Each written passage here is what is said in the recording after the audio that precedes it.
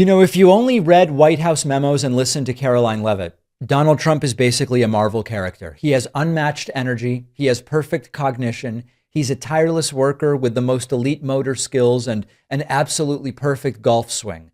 But as soon as you see a picture of Trump, or as soon as you watch a video of Donald Trump walking around, or you see him slurring his way barely awake through speeches and meetings and conferences, you start to say, wait a second, am I really being given the truth? And this is the sort of weird split screen reality of early 2026. On one screen, it's Trump, the impenetrable, alpha, strong fortress.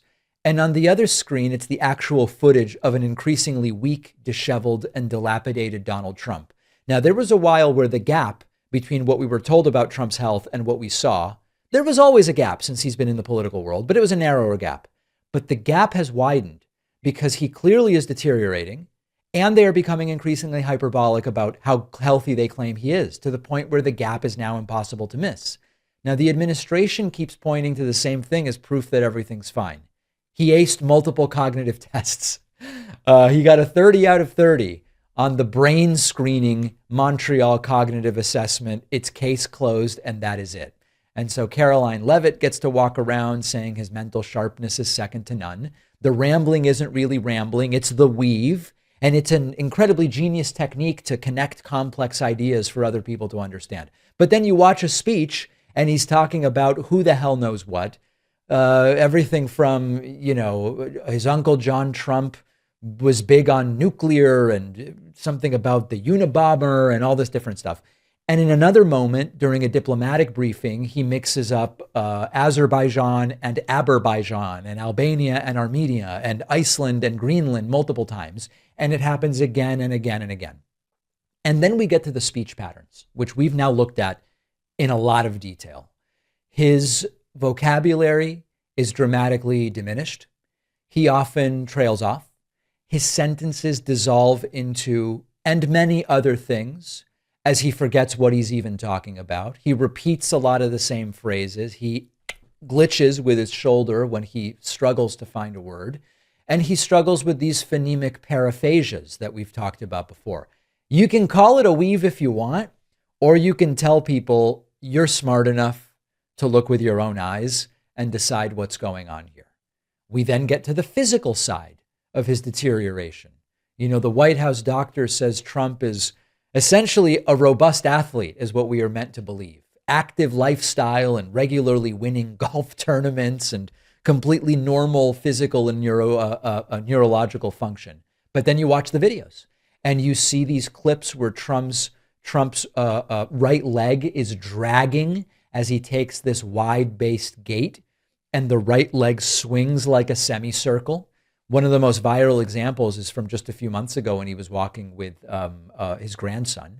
And clinical experts have pointed out that that kind of movement can signal a pretty serious neurological issue. Could be a previous stroke, could be frontotemporal dementia, where a side of the body is acting kind of like a dead weight. We look at Trump's face. Remember the pictures from the 9/11 anniversary that shows what looks like a droopy, slanted mouth with extraordinarily asymmetrical movement. White House says he was tired. Tired's getting a lot of work lately, especially when we are told he's never tired. He only needs 4 hours of sleep. That's all it is. And then we get to the numbers. We've had claims over the last year, 2 years, that Trump is 6'3", and his weight is somewhere in the high two teens, like 219, or maybe it's like 224 or something like that. That means Trump's lost a lot of weight, number one, all while eating fast food and supposedly drinking gallons of whole milk, according to his claims at the Milk Summit. So that seems extraordinarily difficult to believe. And of course, if you look at pictures of Trump from years past and now, it certainly doesn't look like he's lost a whole bunch of weight. So where we get is a Trump in 2026 that, despite claims of endless vitality and virility and strength and stamina, he is allegedly working a significantly diminished schedule as we see and hear the deterioration. You'll remember that when it came out that Biden was like doing a 10-4 or something like that, trying to keep events to 10-4. The Trump team, Trump wasn't president then, of course, Trump, the candidate, and the Trump team said that that is not the schedule of someone that is operating on all cylinders. Now Donald Trump is reportedly doing an even more restricted schedule, 12 to 5. Of course, they deny it, but you look at the calendar and you see that it is mostly true. Multiple reports, and we see videos of Trump dozing off. There was the cannabis reform press conference. There was the milk summit, cabinet meetings. And the White House says sometimes he closes his eyes and he reflects because he's so engaged with and so. Sorry, I almost fell asleep there. He's not sleeping, is what they tell us. So we have an incredible split screen right now.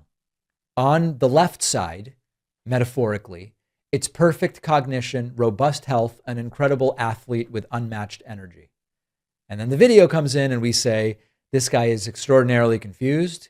He's inventing history. He's confusing geography. He's dragging his leg. His face droops. His bruised hands are covered in makeup and bandages. And he disappears after dinner and sometimes falls asleep during it. So if you just go by the memos, this is a superhero. If you watch the video, you see a guy who clearly is being protected by a fortress of public relations. And so for me, the question is no longer, is Trump healthy? It's who's actually in charge of the country from 5 p.m. until noon the next day.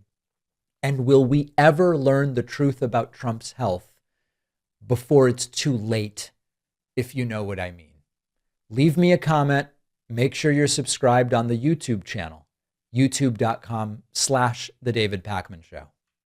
If you're trying to quit cigarettes or vaping, one of the first practical questions is what you replace them with, especially if you're not yet ready to eliminate the nicotine. Check out our sponsor, Zippix Nicotine Toothpicks. Zippix uses quality plant-derived nicotine with a very short list of ingredients. It gives you another option for managing nicotine with no smoke or vapor. Zippix comes in 6 flavors. There's 2 or 3 milligram options, lets you control the nicotine as compared to a cigarette or vape. They're also easy to use throughout the day and in places where smoking or vaping isn't allowed, or it would require you to step out conspicuously for a cigarette, which can cause other problems. Zippix also offers caffeine and B12 toothpicks if you're reducing nicotine altogether or don't even use it at all. If quitting cigarettes or vaping is your goal, try Zippix Nicotine Toothpicks. Get 10% off your first order with code PAKMAN at zippixtoothpicks.com. The link is in the description. You must be 21 or older to order. Nicotine is an addictive chemical.